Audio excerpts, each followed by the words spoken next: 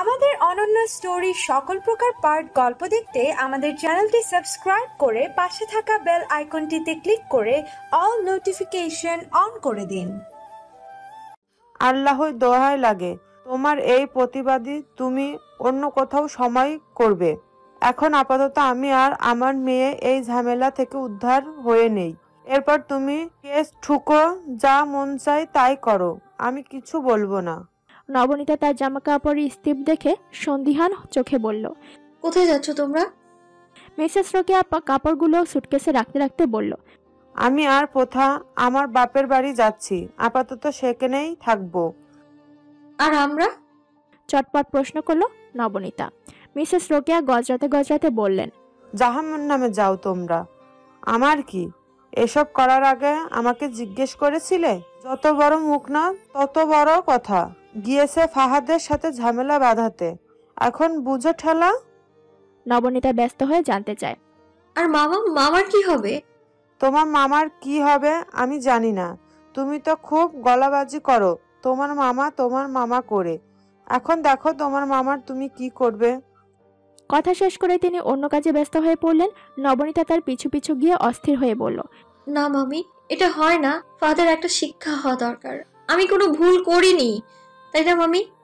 Mrs Rokeya Begum ব্যঙ্গ করে বললেন, না না, তুমি কি করে ভুল করবে? তুমি তো ফেরেশতা, ভুল সব আমাদের। এবার আমাদের মুক্তি দাও, যেখানে খুশি যাও, আমাদেরটা আমরা বুঝে নিব। নবনীতা যখন কয়েক দফা চেষ্টা করে ব্যর্থ হলো তখন সে ফোরকান সাহেবের শরণাপন্ন হয়। ফোরকান সাহেব তাকে সাফ সাফ জানিয়ে দিয়েছেন তার কিছুই করার নেই, এসব রাজনৈতিক ঝামেলায় তিনি জড়াতে পারবেন না। এই বাড়ি ভাড়া দিয়েই তার পেট চলে। নবনীতাকে বাড়ি ছাড়া না করলে ফাহাদ তার বাড়িঘর ভেঙে দেবে, তাই তিনি কিছুতেই নবনীতাকে এদিকে রাখতে পারবেন না। নবনীতা বাড়ি ফিরল এক বুক হতাশা নিয়ে। পুরো রাত সে জেগে রইল। সকালে কি হবে সে জানে না। মিসেস রোকেয়া আর প্রথা ঘরের অর্ধেক মালামাল নিয়ে তার বাবার বাড়ি চলে গেছেন। কেবল বাড়িতে ফেলে গেছেন তার পঙ্গু স্বামীকে। তাকে নিয়ে কি লাভ? বাড়তি আবর্জনা যত কম থাকবে ততই ভালো। সারা রাত নবনীতার কেটেছে প্রচন্ড উৎকণ্ঠায়। সে জানে এ বাড়ি ছাড়া বাদে তার আর কোনো পথ নেই, কিন্তু সে কোথায় যাবে, কার কাছে আশ্রয় নিবে, কি করবে? রাত 12টা বাজে রিমি তাকে ফোন দিয়েছিল। সে সব খুলে বলতেই রিমি বলেছে সে যেন তার বাসায় গিয়ে ওঠে, কিন্তু নবনীতা তার বাড়ি গিয়ে তার বোঝা বাড়াতে চায় না। সে চায় একটা চাকরি যেটা তাকে মাথা উঁচু করে বাঁচতে সাহায্য করবে। রিমির কলটা কাটার পরেও সে চুপচাপ দীর্ঘ সময় দেয়ালের সাথে হেলান দিয়ে বসেছিল। ফজরের দিকে রিমি তাকে আবারও কল দেয়। ধরতেই হড়বড় করে জানায়, নবনী একটা চাকরির খোঁজ পেয়েছি, ধানমন্ডিতে অফিস, খুব ভালো জব। তুই কি কালকে ইন্টারভিউ দিবি একটা? নবনীতার সাথে সাথে সে প্রস্তাব লুফে নেয়। খুশিতে গদগদ হয়ে বলে, অনেক অনেক ধন্যবাদ রিমি। তুই যে কি করে এত অল্প সময়ে চাকরির খোঁজ আনতে পারিস কে জানে। অনেক ধন্যবাদ। জবাবে রিমি কেবল আমতা আমতা করে বলে, ওই আর কি, নেটওয়ার্ক ভালো আমার। সে ফোন রাখে। তারপর দ্রুত ডায়াল করে অন্য একটি নাম্বারে। কল রিসিভ হতেই বলে, ভাইয়া সে রাজি হয়েছে। অন্য পাশ থেকে গম্ভীর স্বর ভেসে আসে, কিছু টের পাইনি তো? না ভাইয়া, এখনো টের পাইনি। গুড, সামনে পাবেন আশা করি। রিমি কল কাটে। নবনীতার চেয়েও সে বেশি খুশি আজ। নবনীতার দুঃখগুলো সে নিজের চোখে দেখেছে। এবার একটু সুখ মেয়েটা ডিজার্ভ করে, তাই না? সে কল্পনা করে নবনীতার সামনের দিনগুলো স্বপ্নের মতো সুন্দর হবে। সে জানে কালকের চাকরিটা নিশ্চিত হওয়ার পর নবনীতা সারাদিন খুশিতে পুরো শহর চষে বেড়াবে। সে তার সইকে চেনে, সে এমনই, বাইরে থেকে কঠিন অথচ ভেতর থেকে বাচ্চামা স্বভাবে ভরপুর। ধানমন্ডির যে অফিসের ঠিকানা রিমি নবনীতাকে মেইল করে পাঠিয়েছিল সেটার সামনে গিয়েই নবনীতার মাথা ঘুরিয়ে গেল। এত সুন্দর অফিস, বাইরে থেকে দেখে মনে হচ্ছে কোনো রিসোর্ট। এত সুন্দর অফিসে তার মতো সদ্য গ্রাজুয়েটের চাকরি হবে। সে এক প্রকার হতাশা নিয়ে ইন্টারভিউর উদ্দেশ্যে পা বাড়ায়। সে জানে এত বড় অফিসে তার চাকরি কিছুতেই হবে না। তার ইন্টারভিউ নিয়েছিল 2 জন ভদ্রলোক। সেখানে তাকে খুব জটিল কিছু জিজ্ঞাসা করা হয়নি, কেবল জিজ্ঞাসা করা হয়েছিল সার্কিট সংক্রান্ত ছোটখাটো বিষয় আর ওয়েব ডেভেলপমেন্ট নিয়ে একদম বেসিক কিছু প্রশ্ন। নবনীতা প্রত্যেকটা প্রশ্নের ঠিকঠাক জবাব দিয়েছে। তাকে আশ্চর্য করে দিয়ে সেদিনই তার চাকরি কনফার্ম করা হয়। সে আনন্দে উচ্ছ্বাসে কোনো প্রতিক্রিয়া পর্যন্ত ব্যক্ত করতে পারছিল না। তার চাকরিটা শেষমেশ হয়েই গেছে। সে একটা পার্মানেন্ট রোজগারের উৎস পেয়ে গেছে। হঠাৎই কিছু একটা মনে পড়তে সে কিছুটা ভাবুক হয়ে গেল। বেতনের ব্যাপারে তো কিছু জানা হয়নি। বেতন কত হবে? 10,000-এর কম হলে তো তার জন্য ঝামেলা হয়ে যাবে। পরক্ষণে আবার তার মনে হয়, ধুর, এত বড় অফিসের চাকরি নিশ্চয়ই এত কম বেতনের হবে না। সে শেষ পর্যন্ত অধৈর্য হয়ে প্রশ্নটা করেই ফেলল। কিছু মনে না করলে আমাকে একটু বলবেন স্যালারিটা কত? দুজনের মাঝে একজন মাথা তুলে খুব স্বাভাবিক গলায় বলল, 70,000। নবনীতা তার কথা শুনতেই এক লাফে উঠে দাঁড়ায়। তার এমন হঠাৎ উঠে দাঁড়ানোতে সামনে থাকা বসা দুটো লোক কিছুটা চমকে উঠল। জানতে চাইল, এনি প্রবলেম? আপনার কাছে কম মনে হলে আমরা গভর্নিং বডির সাথে কথা বলে আরো কিছুটা বাড়াতে পারি স্যালারি।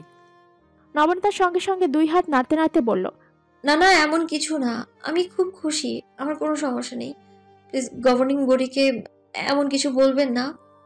দুইজনের মধ্যে একজন জানতে চাইল, রেসিডেন্টস কোথায় আপনারা? নবনীতা পড়েছে নতুন বিপাকে। সে কেমন করে বলবে তার আপাতত কোনো রেসিডেন্সি নেই? তার উদ্ভ্রান্ত দৃষ্টি দেখে চেয়ারে বসে থাকা একজন বললেন, মিস, আপনাকে কিন্তু ধানমন্ডি এরিয়াতে থাকতে হবে। রেসিডেন্টসের অসুবিধা হলে জানাতে পারবেন। আমাদের কোম্পানিতে অনেকগুলো অ্যাপয়েন্টমেন্ট আছে, সেগুলোতে আমাদের এমপ্লয়ীদের আমরা কিছু ডিসকাউন্টে থাকার ব্যবস্থা করে থাকি। একটা প্রবাদ আছে না, মেঘনা চাইতে বৃষ্টি। নবনীতার মনে হচ্ছে আজ তার সাথে সেই প্রবাদ অক্ষরে অক্ষরে মিলে যাচ্ছে।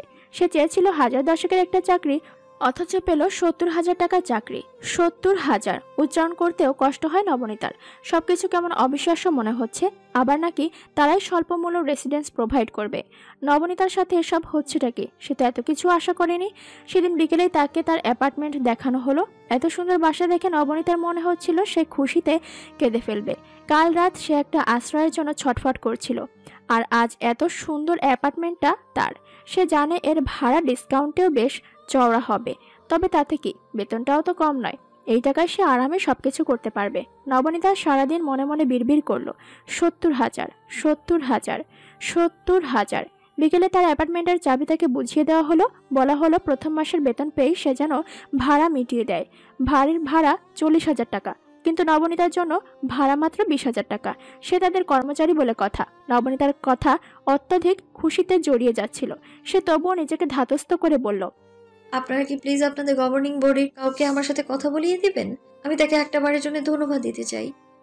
ফর্মাল ড্রেসে থাকা লোকটা কিছুটা বিব্রত, কিছুটা অপ্রস্তুত হয়ে বলল, অ্যাকচুয়ালি ম্যাম, স্যারের সাথে তো এমন হুটহাট কথা বলা যাবে না, বুঝিনি তো বিষয়টা।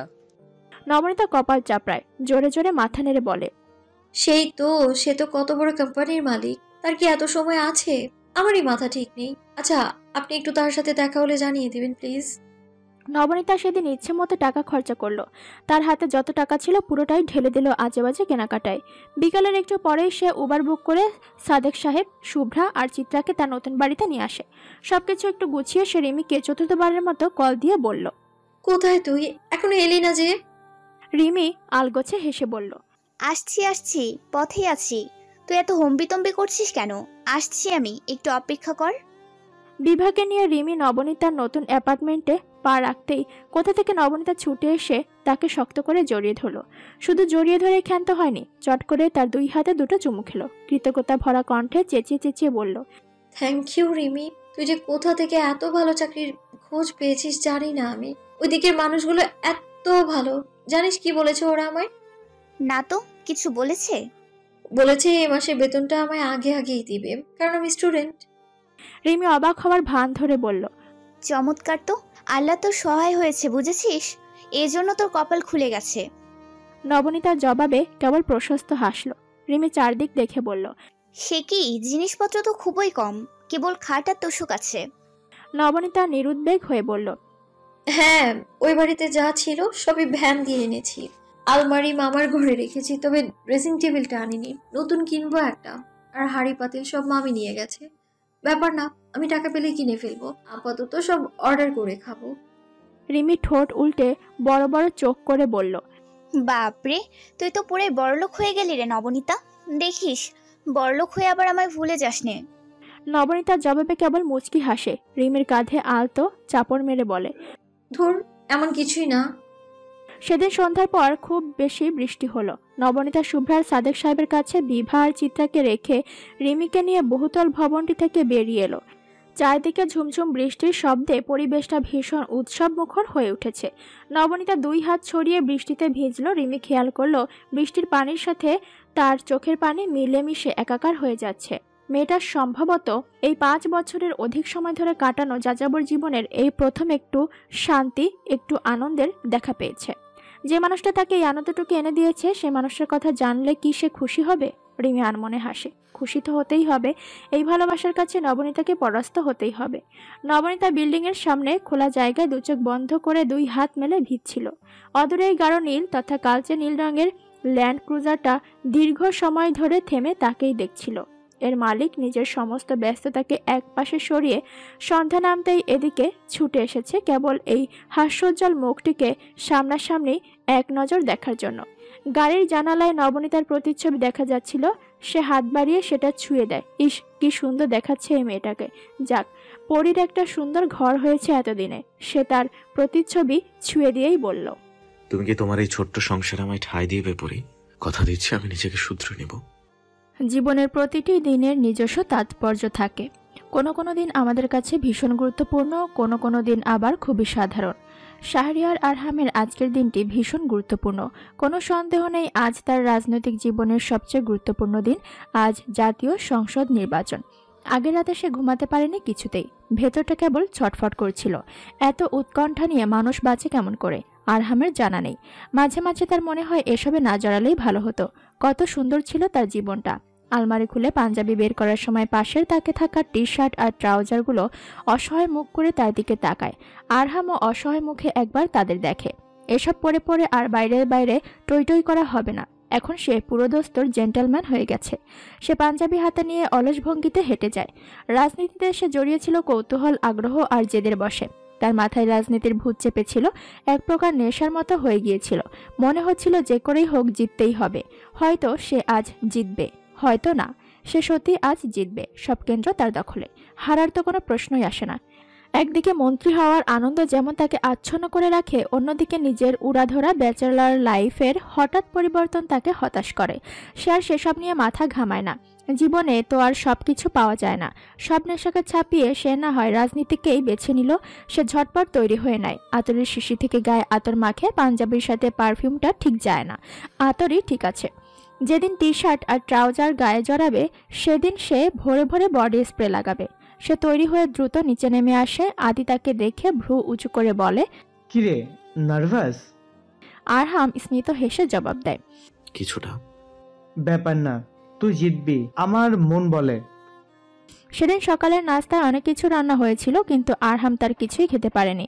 সে যতই মুখে বলুক সে নার্ভাস না, ভেতরে ভেতরে সে ভীষণ নার্ভাস। তার কেমন অসহ্য লাগছে সবকিছু। মনে হচ্ছে হৃৎপিণ্ড তা এখনই ফুরুত করে বেরিয়ে তার হাতে চলে আসবে। সে আর বাড়িতে বেশি সময় নষ্ট করল না।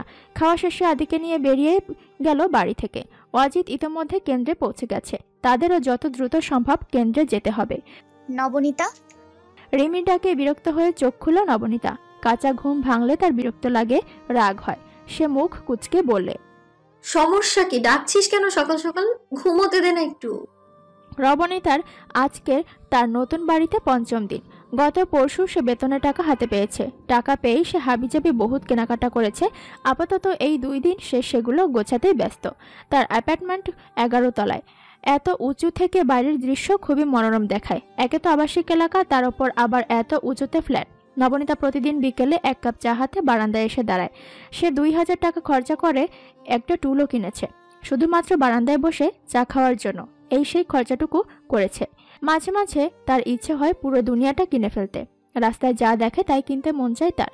বহু কষ্টে সে নিজেকে আজগুবি খরচাপাতি থেকে বাঁচায়। এই যে 70,000 টাকা হাতে পেতে সে এলোপাতারি কত টাকা খরচা করেছে তার কোনো ইয়াত্তা নেই। সে একটা নতুন ম্যাট্রেস কিনেছে। এটাতে একবার পিঠ রাখলে সে আর এই দুনিয়ায় থাকে না। গত কয়েকদিন যাবৎ সে সময় পেলে শুধু ঘুমায়। নতুন অফিসের লোকজন এত ভালো যে নবনীতার মাঝে মাঝে মনে হয় সে অফিসের কর্মচারী না, বরং অফিসের বসের বউ। তারা তাকে এত সম্মান করে। সে কোনো কিছুতে আটকে গেলে একবার বলেই সাহায্য করে দেয়। নিজের চিন্তাভাবনা তার নিজেরই হাসি পায়। তার অফিসের বসের নাম রোকন। তিনি বিবাহিত আর 2 বাচ্চার বাবা। সুতরাং তাকে বসের বউ ভেবে এত যত্ন করার কোনো সুযোগ নেই। নবনীতা এই 6 বছরের জীবনের সবচেয়ে চমৎকার দিনগুলো কাটিয়েছে বিগত 5 দিনে। সারাদিনে সে যত ক্লান্তই হোক না কেন, দিন শেষে এত সুন্দর একটা অ্যাপার্টমেন্ট তার সমস্ত ক্লান্তি দূর করে দেয়। তার দুটো বোন এতটা সময় একটা খুপড়ি ঘরে বন্দি থাকতে থাকতে অবশেষে এত বড় একটা ফ্ল্যাট পেয়েছে। চিত্রার খুশি দেখলে নবনীতার মন ভালো হয়ে যায়। তার সুদিন ফিরেছে। এমন একটা অফিসে তার চাকরি হয়েছে যেখানে তাকে যথাযথ সম্মান দেওয়া হয়। অফিসের গভর্নিং বডির সদস্যরা নিশ্চয়ই খুব ভালো মনের মানুষ।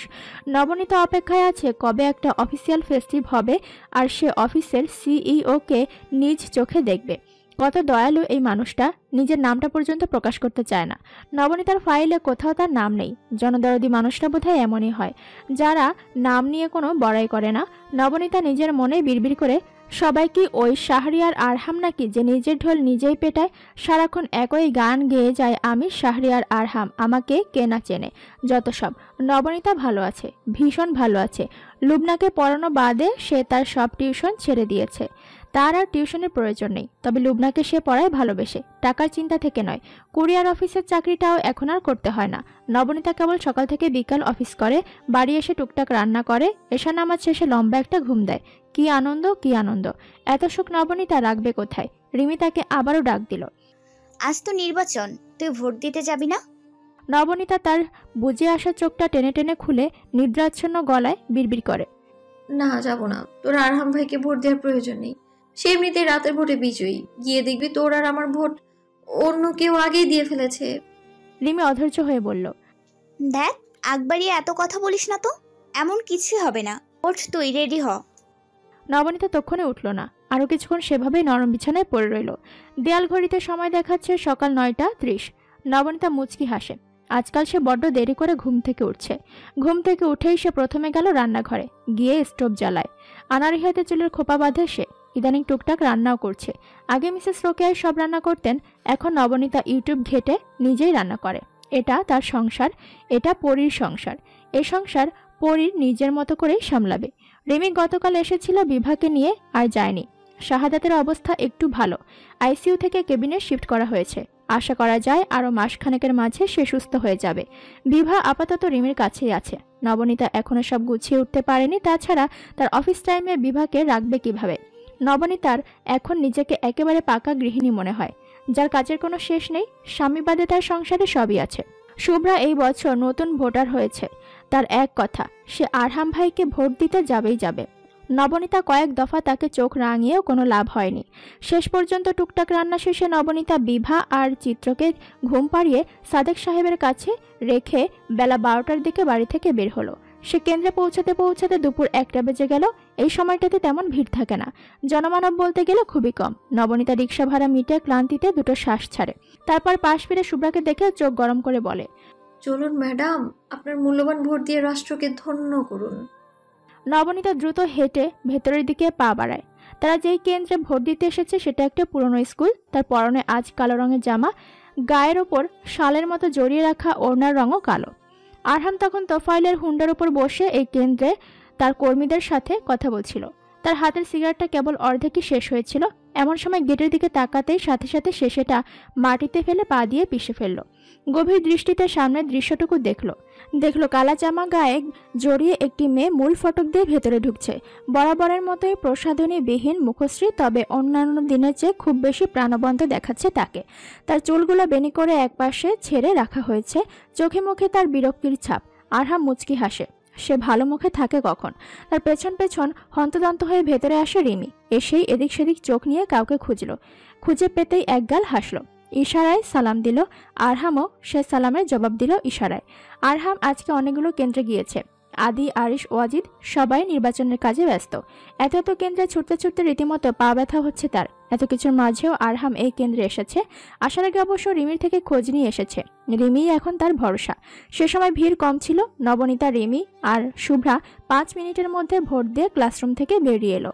শুভ্রা বেরিয়ে এসে রিমিকে জিজ্ঞেস করলো, কাকে ভোট দিয়েছো? রিমি উৎফুল্লের স্বরে বলল, আর কাকে? অবশ্যই আরহাম ভাইকে। শুভ্রা এবার কৌতূহলী হয়ে জানতে চাইল, আপাই তুমি তাকে ভোট দিয়েছো? কেন বলবো? এটা কি বলার জিনিস? বলার জিনিস হলে তো পর্দা দিয়ে ঢেকে ভোট দিত না মানুষ। খুবই কাঠখট্ট স্বরে উত্তর দেয় নবনীতা। এক উত্তরেই শুভ্রা দমে গেল। মিনমিন করে বলল, না, ওই আর কি।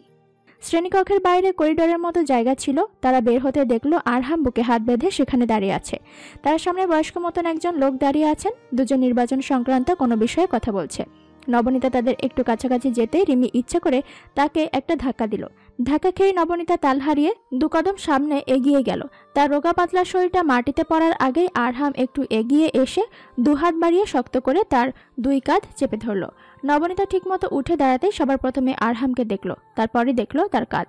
দেখতেই সে এক ঝাড়ায় নিজেকে সরিয়ে নেয়, দাঁত কিরমির করে বলে, এসব হচ্ছেটা কি? গায়ে হাত কেন দিচ্ছেন? আরহাম আশ্চর্য হয়ে বলল, কি? আমি গায়ে হাত দিয়েছি? তুমি আমার নামে যা তা বলছো। পড়ে যাচ্ছিলে তুমি, আমি তোমায় বাঁচিয়েছি। উদ্ধার করেছেন আমায়। আপনি না ধরলে তো নিচেই পড়ে যেতাম, একদম মরেই যেতাম নির্ঘাত। নিচে তো গভীর উপত্যকা, তাই না? জীবন বাঁচিয়েছেন আপনি আমার। আরহাম চোখ মুখ শক্ত করে বলল, তুমি একটা বেয়াদব আর অ্যারোগেন্ট মেয়ে। কৃতজ্ঞতা বোধ বলতে কিচ্ছু নাই তোমার। জি, আপনার অনেক আছে। কটমট করে জবাব দেয় সে। জবাব দিয়েই ধূপধাপ পা ফেলে দ্রুত করিডোর থেকে বেরিয়ে মূল ফটকের দিকে এগিয়ে যায়। আরহাম তার প্রস্থান দেখতেই বিড়বিড় করে, এর অ্যালার্জি আছে আমার সাথে। অদ্ভুত মেয়ে। নির্বাচনের ফলাফল অনেকটা আগে থেকেই জানা ছিল, তবুও বলা তো যায় না কখন কি হয়ে যায়। আরহাম বিকেল থেকে তার পার্টি অফিসে বসেছিল। ভোট গণনা শুরু হতেই তার হৃদস্পন্দন বেড়ে গেল। ওয়াজিদ আর আদি তখনও কেন্দ্রে। আরহাম অধৈর্য হয়ে ওয়াজিদকে কল দেয়। ওয়াজিদ ফোন ধরে তাকে আশ্বস্ত করল, আরে এত প্যানিকট হওয়ার কিছু নেই ভাই, তুই জিতে যাবি, সবকিছু তোর ফেভারে আছে। আরহামকে অপেক্ষা করতে হলো আরো 2 ঘন্টা। সন্ধ্যা 7:30টার দিকে ওয়াজিদ তাকে ফোন দিল। ফোন রিসিভ করতে গিয়েই আরহাম টের পেল সে কাঁপছে। কাপা হাতে কলটা রিসিভ করে কোনোরকম ফোনটা কানে চেপে ধরতে শুনল ওয়াজিদ অন্য পাশ থেকে এক প্রকার চেঁচিয়ে উঠে বলছে, আরহাম তুই জিতে গিয়েছিস আরহাম। তার কথা শুনে আরহাম এক লাফে তার চেয়ার থেকে উঠে দাঁড়ালো। সে কি সত্যি সত্যি শুনছে সে জিতে গেছে? ওয়াজিদ সত্যি বলছে? সে চিৎকার করে বলল, ওয়াজিদ সত্যি? তুই কোনো কাগজ পেয়েছিস সাথে? অফিসিয়ালি পাইনি, কিন্তু আনঅফিসিয়ালি পেয়ে গেছি। আরহাম মোবাইলটা কানে চেপেই ততক্ষণ আনন্দে চেঁচায়। পার্টি অফিসের বাইরে তার ছেলেরা ইতিমধ্যে বিজয় উল্লাস শুরু করেছে। 10 মিনিট পরেই আদি কোথা থেকে ছুটে এসে শক্ত করে জাপটে ধরল তাকে। জড়ানো গলায় বলল, প্রাউড অফ ইউ ম্যান, আমি জানতাম তুই পারবি। ওয়াজিদ এসেছে আরো অনেক পরে। সে আসার আগে আরহামের পার্টি অফিস, রাজনৈতিক নেতা আর সাংবাদিকদের পদচারণায় কোলাহলপূর্ণ হয়ে গিয়েছিল। তাকে দেখতেই আরহাম সব ফেলে তার দিকে ছুটে গেল। সে তীব্র বেগে ছুটে গিয়ে ওয়াজিদকে জড়িয়ে ধরল। ওয়াজিদ এমন হঠাৎ জাপটে ধরায় তাল হারিয়ে সোজা ফ্লোরে গিয়ে পড়ল। আরহামের এমন অদ্ভুত কাজ কারবারে হেসে উঠে বলল, কিরে তুই পাগল হয়েছিস? দেখ আমার জামাটাও নোংরা হয়ে গেছে। হোক নোংরা, আমারটাও তো হয়েছে। আজ একটু একটু নোংরা হলে কিছু হবে না। আরহাম একটু থামে, পরপরই আবার বলতে শুরু করে, ওয়াজিদ থ্যাংক ইউ ভাই, তুমি না থাকলে এসব কিছুতেই সম্ভব হতো না। Love you bro. আদি তাদের দেখে তাদের দিকে ছুটে গেল। ফ্লোরে হাঁটু মুড়ে বসে নিজেও তাদের শক্ত করে জড়িয়ে ধরল। কপট রাগ দেখিয়ে বলল, তোরা আমাকে ছাড়াই এত খিলখিল করছিস কেন? বিদেশি থাকি বলে পর হয়ে গেছে নাকি? দেখি আমাকেও জায়গা দে। ওয়াজিদ সর তো, সর। 3 বন্ধুর স্বচ্ছ সুন্দর আর নির্মল মুহূর্ত। কতটা ভ্রাতৃত্ব টান আর ভালোবাসা মিশে আছে সেই সম্পর্কে তাদের এই সুন্দর বন্ধুত্বপূর্ণ সম্পর্ক সম্প্রচার করা হলো প্রায় প্রতিটা চ্যানেলে। শেখ আজিজ হোসেনের ছেলে এমপি হয়েছে, তাও বিপুল ভোটে বিজয়ী হয়ে। লোকজনের প্রতি তার বিশেষ টান আছে। কত সুদর্শন এই ছেলেটা। ফাহাদদের বাড়িতে অবশ্য সেদিন টেলিভিশন চলেনি। পুরো বাড়িতে কেমন নিস্তব্ধ হয়েছিল সারাদিন। সবাই যার যার মতো খেয়ে নিল। বাড়ির সবাই শুয়ে পড়তে মাঝবয়সী একজন মহিলা শোয়া থেকে উঠে বসলেন। পাশ ফিরে দেখলেন তার স্বামী গভীর ঘুমে নিমগ্ন। তিনি ধীর পায়ে হেঁটে নিঃশব্দে বেরিয়ে গেলেন তার ঘর থেকে। পা টিপে টিপে লিভিং রুমে গিয়ে দরজা ভিড়িয়ে দিলেন। টি টেবিলের ওপর রাখা রিমোটের বাটন চেপে টেলিভিশন চালু করলেন। খুঁজতে থাকলেন দেশীয় সংবাদ মাধ্যমগুলোর রাতের নিউজ। তার ভেতর চাপা উৎকণ্ঠা। সে উড়ো খবরে শুনেছে আরহাম নাকি জিতে গেছে। সে একবার নিজ চোখে সেটা দেখতে চায়। অবশেষে তার প্রতীক্ষার অবসান হলো। এলাকাভিত্তিক প্রচারণার মাধ্যমে খুব তোড়জোড় করে আরহামের বিভিন্ন ভিডিও ক্লিপ দেখানো হচ্ছে। তাসলিমা তাকে দেখতে নিজের শাড়ির আঁচলে মুখ চেপে ধরেন। এক দৌড়ে ছুটে যায়, যেমনটা সে বারবার করে আসছে। চোখ মেলে দেখে ওয়াজিদ আর আদির হাস্যোজ্জ্বল মোড়। দেখতেই তার চোখ ভিজে যায়। সবকিছু ঝাপসা হয়ে আসে। ছেলেগুলো কত বড় হয়ে গেছে। এই তো সেদিনের কথা। যখন এরা স্কুল শেষে বাড়ি ফিরেই ফালুদা খাওয়ার বায়না করত, তাসলিমা আলগোছে হাসেন।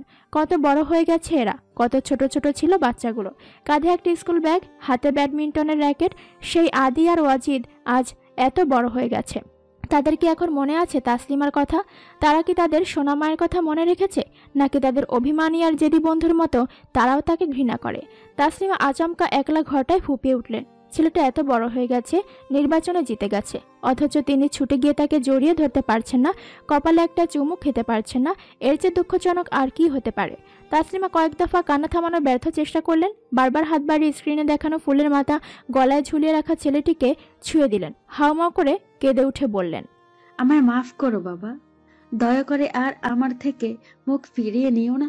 আমায় একটু ভালোবাসার সুযোগ দাও বাবা। তুমি কি জানো তোমার স্বার্থপর বেঈমান মাটা যে একদমই ভালো নেই? তুমি কি একটি বারের জন্য মাকে ক্ষমা করবে না? তুমি কি একটি বারের জন্য মায়ের দিকে ফিরে তাকাবে না? আর কত শাস্তি দিবে বাবা? এই আমাকে শাস্তি দিতে গিয়ে কি তুমি নিজে ভালো আছো বাবা? আমি তো আমার ছেলেকে চিনি, আমি জানি সে ভালো নেই। নতুন কিনে আনা ড্রেসিং টেবিলটি শুভ্রানীর ভীষণ পছন্দ হয়েছে। এতে তার চেহারা খুব ভালো দেখায়। পুরনো ড্রেসিং টেবিলের সামনে দাঁড়ালে তাকে জঘন্য দেখাতো। সে তার হাতে থাকা কলা পাতা রঙের জামাটা কাঁধের কাছে চেপে ধরে নিজেকে একবার আয়নায় দেখে নেয়। নবনীতা আধ শোয়া হয়ে ম্যাগাজিন পড়ছিল। শুভ্রাকে দেখেই সে চোখ তুলে বলল, শুভি, তুই কোনো বিয়ের অনুষ্ঠানে যাচ্ছিস না? এত সাজার কিছুই নেই। শুভ্রা মুখ ফুলিয়ে বলল, বিয়ের অনুষ্ঠান না হোক, সংবর্ধনা অনুষ্ঠান তো, এটাও আমার জন্য খুবই গুরুত্বপূর্ণ। সে আবার নিজের কাছে মন দেয়, আবার কিছু একটা মনে পড়তে পেছন ফিরে বলল, তুমি রেডি হচ্ছ না কেন? নবনীতা আড়মোড়া ভেঙে অলস ভঙ্গিতে জবাব দেয়, হব, এখন ভীষণ আলসেমি লাগছে। তুই আগে রেডি হ, রেডি হয়ে আমাকে ডেকে দিস। শুভ্রা চোখ বাঁকিয়ে এক নজর তাকে দেখে। যে কোনো অনুষ্ঠানে যেতে নিলে তার যত আলসেমি শুরু হয়। আজ তার সংবর্ধনা অনুষ্ঠান, কলেজ থেকে তাকে সংবর্ধনা দেওয়া হবে, কত মানুষ আসবে। শুভ্রার তো ভেবেই আনন্দ হচ্ছে, আর আপায়ের মাঝে কোনো উৎসাহ নেই এ নিয়ে। যখন থেকে সে শুনেছে অনুষ্ঠানের প্রধান অতিথি শাহরিয়ার আরহাম, তখন থেকেই সে এমন একটা চেহারা বানিয়ে রেখেছে যেন এই অনুষ্ঠান কোনো অনুষ্ঠানের মধ্যেই পড়ে না। তার না আছে কোনো আগ্রহ, না আছে কোনো চঞ্চলতা। অনুষ্ঠান ছিল বিকেল 3টায়। নবনীতা আর শুভ্রার পৌঁছতে পৌঁছতে বেজে গেল 3:20। তারা যে সময় সেখানে গিয়ে পৌঁছলো তখনই আরহামের গাড়িও সেখানটায় এসে থামলো। কলেজের সামনে থাকা গার্ডরা এগিয়ে এসে চারদিক ঘিরে ধরলো। একজন পাশ ফিরে নবনীতাকে দেখতেই কিছুটা বিরক্ত হয়ে বলল, আরে আপনি দূরে যান, দেখছেন না তার গাড়িটা আসছে?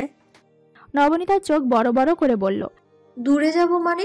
আমরাও তো অনুষ্ঠানে এসেছি।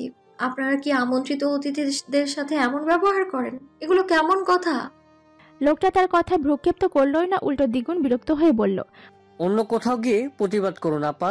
আমন্ত্রিত অতিথি আর প্রধান অতিথির মাঝে অনেক পার্থক্য আছে। যান, সরে যান আপনি। নবনীতার চোয়াল শক্ত করে সরে দাঁড়ায়। গার্ডরা ছুটে গিয়ে গাড়ির দরজা খুলে দেয়। গাড়ির ভেতর থেকে ফিটফাট বেশভূষায় বেরিয়ে আসা একজন যুবক, তার নাম শেখ শাহরিয়ার আরহাম। কলেজের প্রিন্সিপাল তাকে দেখতেই এগিয়ে এসে করমর্দন করলেন, কুশল বিনিময় করলেন। আরহামও হাসি মুখে তার সাথে টুকটাক কথাবার্তা বলল। কলেজের ভেতর যেতেই ছাত্রছাত্রীরা দুই দিক থেকে ফুল ছিটিয়ে তাকে স্বাগতম জানালো। আরহাম হাসি মুখে তাদের আপ্যায়ন গ্রহণ করলো। এটাই তো তার প্রাপ্তি, তার পরিচিতি, সম্মান, মানুষের ভালোবাসা, সবকিছুই তো তার কাছে দারুণ উপভোগ্য মনে হয়। অন্যমনস্ক হয়ে এদিক সেদিক চোখ নিতেই সে দেখলো দূরে একটা বিশালাকার জাম গাছের নিচে একটি মেয়ে দাঁড়িয়ে আছে। বরাবরের মতোই তার দুই হাত বুকে বাঁধা, দৃষ্টি শান্ত, মুখটা থমথমে। আরহাম একপাশে হাসলো। সে সবসময় এমন গ্যাংস্টার হয়ে থাকে কেন? সে কি সত্যি নিজেকে দাবাং ভাবে নাকি? আরহাম আর সেসব ঘাটায় না। রোদ চশমাটা চোখের ওপর চাপিয়ে সে সোজা সামনে হেঁটে যায়। কিন্তু শেষ মুহূর্তে না চাইতেও সে আরো একবার ঘাড় ঘুরিয়ে দেখে মেয়েটার চুলগুলো আজও বেনি বাঁধা। তাকে হয় খোপা নয়তো বেনিতে দেখা যায়। সে কি একটু চুল ছাড়তে পারে না? সেদিন যখন ছুটে এসে তাকে আগলে ধরেছিল তখন তো তার চুল খোলা ছিল, তাকে খুব সুন্দর দেখাচ্ছিল। আরহাম তাকে সেই রূপে আরো একবার দেখতে চায়। পরিয়াপাই কি তাকে সে সুযোগ করে দিবে? আরহাম মুচকি হাসে, কখনোই না। অনুষ্ঠান শুরু হতে হতেই একে একে সবাই বক্তব্য রাখলো। নবনীতা অডিটোরিয়ামের মাঝামাঝি কোনো একটা জায়গায় বসেছিল। মানুষের এত ঘ্যান ঘ্যান তার ভালো লাগে না। আরহামকে যখন তার বক্তব্য রাখার জন্য মাইক্রোফোনের সামনে ডাকা হলো তখন নবনীতা তার কণ্ঠ নকল করে ন্যাকা সুরে বলল, আমি শেখ শাহরিয়ার আরহাম। আমার বাবা প্রয়াত সংসদ সদস্য শেখ আজিজ হোসেন। আমি খুব চালাকির সাথে জনগণের টাকা মেরে দিব, আর জনগণ টেরও পাবে না। তারা অবাক হয়ে বলবে, এই সুন্দর ছেলেটা কত সুন্দর করে চুরি করেছে, হি হি, দেখেছো আমি কত চালাক। শুভ্রা মুখ শক্ত করে তার দিকে তাকায়, প্রতিবাদ করে বলে, একদমই না, আরহাম ভাই সেরকম মানুষই না, সব নেতেই অমন হয় না। নবনীতা তার কথা গ্রাহ্য করলো না, উল্টো গা ছাড়া ভাব নিয়ে বলল, হয়েছে হয়েছে, তোর আরহাম ভাই কত ভালো জানা আছে, মাত্র তো রাজনীতিতে আসলো, বছর যেতেই দেখবি আমেরিকায় রাজপ্রাসাদ বানিয়ে ফেলেছে, এদের চেনা আছে আমার। সে নাক সিটকে সামনে দেখে। নিজের কাজে সে মোটেই লজ্জিত না। শুভ্রা আর চিত্রার ওই লোকের জন্য একটু বেশিই টান। এত টান থাকা ভালো না, মাঝে মাঝে তার নিন্দে করলে সেই টানে কিছুটা ভাটা পড়বে। সে সামনে তাকায়, কটমার চোখে আরহামকে দেখে। আরহাম মাইক্রোফোন হাতে নিয়েই বলল, আমি শেখ শাহরিয়ার আরহাম, আমার বাবা প্রয়াত সংসদ সদস্য শেখ আজিজ হোসেন। নবনীতা মুখে ওড়না চেপে কতক্ষণ হাসল। সে জানতো এই লোক মাইক পেলে শুরুর 2 মিনিট বাপের কেচ্ছা শোনাবে। বাপ ভক্ত পুত্র একদম। হঠাৎ কিছু মনে পড়তে নবনীতা একটু ভাবুক হলো। এর কি মা নেই? সারাদিন বাবা বাবা করে, মায়ের কথা তো বলে না। মা কি বেঁচে আছে নাকি সেও প্রয়াত? নবনীতা আনমনে বিড়বিড় করে, মরে গেলে তো মুখ ফুটে বলার কথা। নিজের কথায় সে নিজেই লজ্জিত। দ্রুত তবা কাটে। তার সমস্যা আরহামের সাথে। খামোকা এখানে মা বাবাকে টেনে আনার কোনো মানে নেই। সে চটপট সংবর্ধনায় মন দেয়। আরহাম কথার ফাঁকেই তাকে এক নজর দেখে। দেখতেই দ্রুত চোখ সরিয়ে নেয়। একে দেখলে সে ভুলভাল কিছু বলে ফেলবে। আপাতত সেদিকে না দেখাই ভালো। সবার বক্তব্য শেষ হতে সংবর্ধনা অনুষ্ঠানের মূল পর্ব শুরু হলো। শিক্ষা, ক্রীড়া, আবৃত্তি, সঙ্গীত, নৃত্য সব ক্যাটাগরিতেই পুরস্কারের ব্যবস্থা করা হয়েছে। নবনীতা মাথা নিচু করে নিজের হাতটা দেখছিল। সে আজকে ধূসর রঙের জামা পরেছে। বুকের ওপর ফেলে রাখা ওড়নাটার রং কুচকুচে কালো। আজ তার অফিস নেই, তাকে ছুটি দেওয়া হয়েছে। সে মাঝে মাঝে অবাক হয়, যেদিনই তার কাজ থেকে সেদিনই কেন তাকে বিনা বাক্যে ছুটি দেওয়া হয়। এই অফিসের অথরিটি এত ভালো কেন? নবনীতা রোজ দোয়া করে অফিসের সিইও যেন 100 বছর বাঁচে। মাইক্রোফোনের শিক্ষা ক্যাটাগরিতে পুরস্কার বিজয়ীদের নাম ঘোষণা করার সময় ডাকা হলো পুষ্পিতা নূর। তুমি যেখানেই আছো মঞ্চে আসো। নবনীতা তখনই নড়ে চড়ে ওঠে।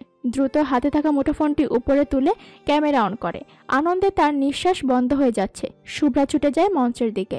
নবনীতার শ্বাস আটকে দাঁড়িয়ে থাকে। তার চোখ আর্দ্র হয়। ছবিটা কত বড় হয়ে গেছে। সে দ্রুত ক্যামেরা তাক করে তার দিকে। আরহাম শুভ্রাকে দেখতেই উঠে দাঁড়ালো। একগাল হেসে বলল, কংগ্রাচুলেশনস শুভ্রা, জীবনে আরো অনেক দূর এগিয়ে যাও। জবাবে শুভ্রাও হাসলো, স্বচ্ছ হাসি। স্টেজের সামনে ক্যামেরাম্যান দাঁড়ানো ছিল। শুভ্রা আরহামের হাত থেকে পুরস্কার নিতে নিতে সেদিকে ফিরে হাসলো। আরহামও সামনে দেখলো, তবে তার দৃষ্টি অন্যদিকে। সে দেখছে অডিটোরিয়ামের মাঝামাঝি সারিতে দাঁড়িয়ে থাকা তরুণীটির দিকে, যে কিনা শুভ্রা আর আরহামের এমন হাসি খুশি মুখটা দেখতেই তেলে বেগুনে জ্বলে যাচ্ছে। এমনভাবে কটমট করে তাকাচ্ছে যেন আরহাম তার থেকে তার বোনদের কেড়ে নিচ্ছে। নবনীতার চোখ মুখ শক্ত করে কয়েকটা ছবি তুলল দুজনের। শুভ্রা আর চিত্রা এই লোককে মারাত্মক পছন্দ করে, অথচ নবনীতা ভেবে পায় না এর মধ্যে পছন্দ করার মতো কি আছে। এ তো একটা আস্ত ভণ্ড। সে যেটা দেখায় সেটা সে মোটেও না। নেতাদের সে ভালো করে চেনে। এদের মতো হিপোক্রেট আর দুটো নেই। জি ভাই, একদম অথেন্টিক ইউজ। ওই নবনীতা আরহামের কোম্পানির অফিসের চাকরি নিয়েছে, পাশাপাশি এখন সে যে বাড়িতে থাকে সেটার মালিকও আরহাম। মিলন কথা শেষ করে উৎসুক চোখে সামনে তাকায়। ফাহাদ তখন তার বাড়ির ড্রয়িং রুমের ইজি চেয়ারে বসে দোল খাচ্ছিল। মিলন থামতেই সে সরু চোখে বলল, ওই নবনীতা জানে সব? না ভাই, তাকে বলা হয়েছে এই বাড়ির ভাড়ায় চলে। অফিসের এমপ্লয়ি হিসাবে তার জন্য কিছুটা কম রাখা হয়েছে ভাড়া। ফাহাদ কুটিল হাসলো, পায়ের ওপর পা তুলে ভরাট গলায় বলল, বাপরে, জল তাহলে এত দূর? সে থামে, পুনরায় নিচ থেকে বলে, আরহামকে আমি চিনি। এত দরদি তো সে না, অন্তত নিজের কোম্পানির কর্মচারী নিয়োগের ক্ষেত্রে সে কখনোই এত উদাসীন না। রাজনীতিতে সে ঘোড়ার আন্ডা, কিন্তু তার ব্যবসায়িক বুদ্ধি চমৎকার। সে খুব চুজি মানুষ, এত সহজে কখনোই কাউকে নিয়োগ দেয় না। তার মনে যে অন্য কিছু আছে তাতে কোনো সন্দেহ নেই। মিলন চাপা স্বরে বলে, ভাই আমার মনে হয় সে মেয়েটিকে পছন্দ করে। তার পার্সোনাল গাড়িটা প্রতিদিন ধানমন্ডি এরিয়াতে যায়, গিয়ে নবনীতা যে বিল্ডিং এ থাকে সেই বিল্ডিং এর সামনে দাঁড়িয়ে থাকে। বাহ, চমৎকার। এবার তো তাহলে একটা কেলো বাধাতেই হয় দেখছি। সে আয়েশি ভঙ্গিতে ইজি চেয়ারে দোল খেতে খেতে বলল, আরহাম আজ কোথায়? মিলন চট করে জবাব দেয়, সে তো আজ সিটি কলেজের অনুষ্ঠানে গিয়েছে। কথা শেষ করে সে আরেকটু এগিয়ে হাসে। ফাহাদের কানের কাছে গিয়ে ফিসফিস করে, নবনীতাও আজ সেখানেই আছে ভাই। কোকেইন, মেথামফেটামিন, এভানাফিল বহুল ব্যবহৃত 3টি ড্রাগ। প্রথমটি নেশাদ্রব্য হিসেবে অহরহ ব্যবহৃত, বাকি 2টি নেশাদ্রব্য হিসেবে সুপ্রসিদ্ধ না হলেও নির্দিষ্ট ক্ষেত্রে এদের কার্যকারিতা যথেষ্ট ভালো। এভানাফিল ব্যবহৃত হয় উত্তেজনা বর্ধক হিসেবে, দীর্ঘদিন ডিপ্রেশন কিংবা মনোরোগে ভুগতে থাকা ব্যক্তিদের প্রফুল্ল রাখার জন্য এবং আনন্দদায়ক অনুভূতি তৈরি করার জন্য মেথামফেটামিন ব্যবহার করা হয়। এরা প্রত্যেকেই সুনির্দিষ্ট কাজে ব্যবহৃত হলেও সুস্থ স্বাভাবিক মানুষের শরীরে এরা কাজ করে অন্যভাবে। এদের প্রভাবে স্নায়ু কিছু সময়ের জন্য অবশ হয়ে যেতে পারে, ব্যক্তি নিজের ইচ্ছার বাইরে গিয়ে অযাচিত কাজ করতে পারে, কখনো আবার নিজের ফিজিক্যাল নিডসগুলো প্রকট আকারে প্রকাশ করে ফেলতে পারে। বিকেলের দিকে যখন আরহাম সহ বাকি অতিথিদের জন্য শরবত বানানো হলো, তখন নাফিজ প্রিন্সিপালের রুমে ছুটে গিয়ে বলল ট্রেটা সে নিয়ে যেতে চায়। সে নিজেও কলেজের স্টুডেন্ট। তার কথা শুনে বিনা কোনো প্রশ্নের তার হাতে শরবতের গ্লাস সাজানো ট্রেটা তুলে দেওয়া হলো। সে ট্রেটা নিয়ে নিরাপদ দূরত্বে এসেই একটা গ্লাসে তার পকেটে থাকা কাগজের টুকরো রাখা পাউডার জাতীয় মিশ্রণটি ঢেলে দিল। তাকে এটা দিয়েছে মিলন, বলেছে শরবতে এটা মিশিয়ে আরহামকে খাওয়াতে পারলেই 5,000 টাকা দেবে। সাথে আরও একটা কাজ করতে হবে, সেটা করলে সে পাবে আরও 5,000। নাফিস দ্রুত পাউডারের মিশ্রণটি শরবতে মেশায়, যেখানে 3টা শক্তিশালী ড্রাগ আছে, সাথে আছে হাই ফ্লেভারের অরেঞ্জ পাউডার, যেন বাকি ওষুধের উটকো গন্ধ কারো নাকে না লাগে। সে গিয়ে সবার প্রথমে সেটা আরহামের দিকে বাড়িয়ে দিল। আরহাম সেটা হাতে নিয়ে ঢকঢক করে একটানে খেয়ে শেষ করলো। তার সত্যি ভীষণ তেষ্টা পেয়েছিল। খাওয়া পর্যন্ত সবকিছু ঠিকই ছিল, বিপত্তি বাধে একটু পরে। আরহাম টের পায় তার হাত কাঁপছিল, গলা শুকিয়ে যাচ্ছে, অডিটোরিয়ামের এসির বাতাসেও তার পুরো শরীর ঘেমে যাচ্ছে। পরিস্থিতির টের পেয়ে সে তড়াক করে উঠে দাঁড়ায়। তার পাশাপাশি চেয়ারে থাকা ভদ্রলোক ব্যস্ত হয়ে জানতে চায়, কি হয়েছে, আপনি ঠিক আছেন? আরহাম পকেট থেকে টিস্যু বের করে মুখ মোছে। সে ঠিক নেই, তার ভেতর অদ্ভুত কিছু একটা ঘটে যাচ্ছে। তার দাঁত কিরমির করছে, নিষিদ্ধ অনুভূতি তাকে জেগে ধরেছে। সে আঁতকে ওঠে। কি হচ্ছে এসব তার সাথে? এমনটা কেন হচ্ছে? He is not drunk, even he never does. তাহলে? সে দ্রুত ঢোক গিলে গলা ভিজায়, নিজের দুহাত শক্ত করে মুঠ করে বলে, প্লিজ আমাকে কি কোনো খালি রুমে থাকতে দিবেন কিছু করার জন্য? I am not feeling okay. একজন কর্মচারী তখনই তাকে কলেজের টিচার্স রুমে নিয়ে গেল। আরহাম সেখানে গিয়ে একটা সোফাতে বসেই বলল, প্লিজ এসিটা ছেড়ে দিন আর আমার জন্য কড়া করে 1 কাপ কফি বানিয়ে আনুন প্লিজ। মধ্যবয়স্ক লোকটি চুপচাপ চলে গেল। আরহাম শক্ত করে নিজের মুখ চেপে ধরল। কতক্ষণ নিজের চুল নিজে টানল। তার অসহ্য রকম অনুভূতি হচ্ছে। সে নির্ঘাত কোনো একটা ভুল করে ফেলবে এখানে থাকলে। 2 মিনিট অতিবাহিত হতেই সে বুঝল কফির অপেক্ষায় বসে থাকা তার জন্য সম্ভব না। সমস্ত শরীর, এমনকি অনুভূতিটুকুও তার নিয়ন্ত্রণে নেই। কাপা হাতে সে ড্রাইভারকে কল দিল। তার পক্ষে এখানে থাকা সম্ভব না। সে টেনে টেনে আরেকটু শ্বাস নেয়। সোফার কুশন খামচে ধরে ঠোঁট কামড়ে পড়ে থাকে চুপচাপ। এদিকে কেউ নেই, সবাই অডিটোরিয়ামে। হঠাৎই তার দরজা খুলে একটি মেয়ে হনহনিয়ে ভেতরে আসে। কাটকাট স্বরে জানতে চায়, সমস্যা কি আপনার? আমায় ডেকেছেন কেন? হ্যাঁ। আরহাম মাথা তোলে, ধরফড়িয়ে উঠে বলে, তুমি? নবনীতা চুপচাপ তার চেয়ারে বসেছিল। শুভ্রা তখন অন্য সারিতে তার বান্ধবীদের সাথে কথা বলছিল। তখনই একটি ছেলে এসে খুব বিনয়ী স্বরে বলে, আপু আপনি কি নবনীতা? নবনীতা আর চোখে তার দিকে তাকায়, গাঢ় স্বরে বলে, জি আমি নবনীতা। কেন, কি হয়েছে? ছেলেটা কোমল গলায় বলল, আসলে আরহাম ভাই আপনাকে ডেকেছেন, বলেছেন একটু টিচার্স রুমে যেতে। তার কথা শুনে নবনীতা তেতে উঠল, কাঠখোট্টা স্বরে বলল, কেন কেন যাব আমি? আমি কি ওনার চাকর লাগি? ছেলেটা চমকালো কিছুটা, কিন্তু হাল ছাড়লো না। এগিয়ে এসে বলল, আমি তো কিছুই জানি না আপু, আপনি একটু গিয়ে দেখলে ভালো হতো। নবনীতা তিরিক্ষি মেজাজে উঠে দাঁড়ায়, বিরক্ত হয়ে জানতে চায়, কোথায় টিচার্স রুম?